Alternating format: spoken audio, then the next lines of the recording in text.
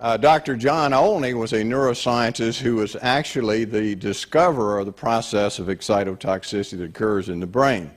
And this basically, just to give you an introduction, is what happens is when you feed certain types of amino acids, acidic amino acids, to animals or humans, certain of the nerve cells in their brain become so excited these nerve cells will die. And he named this excitotoxicity. So he was the discoverer of the process and the lead researcher from that time till present. And what he discovered was that the aspartic acid in aspartame, that third component, was an excitotoxin that was just as powerful as the original excitotoxin he discovered, L-glutamic acid.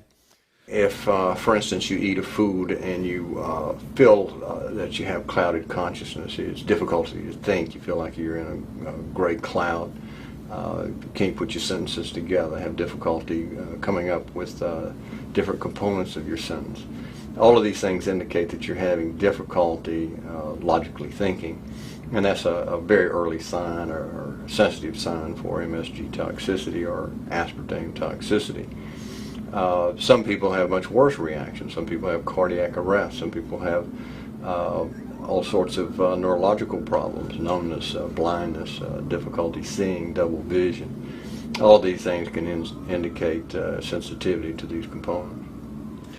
So let's just have a quick review of what MSG and the excitotoxins do. Well, they are associated with neurodegenerative diseases. They're associated with neurodevelopmental abnormalities, nervous system injury. Anytime your brain's injured, it produces it.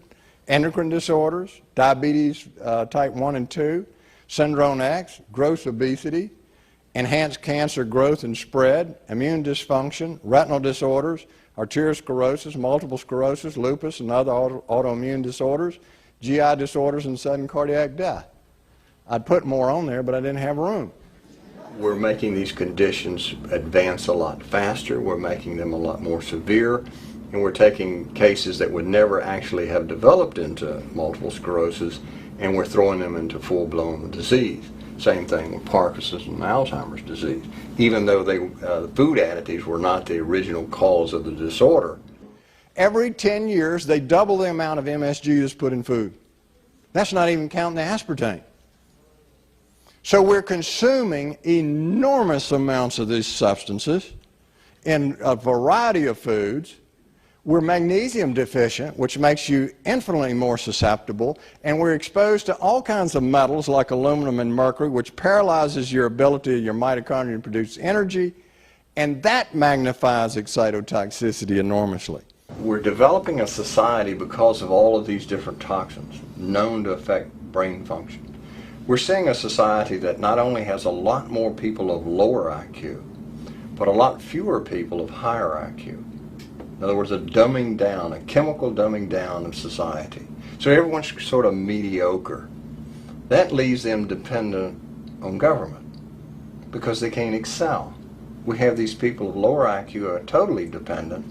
Then we have this mass of people who are going to believe anything they're told because they can't really think clearly.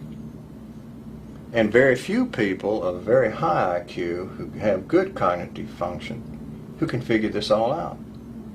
And that's what they want. So, you can kind of piece it together as to why they are so insistent in spending so many hundreds of millions of dollars of propaganda money to dumb down society.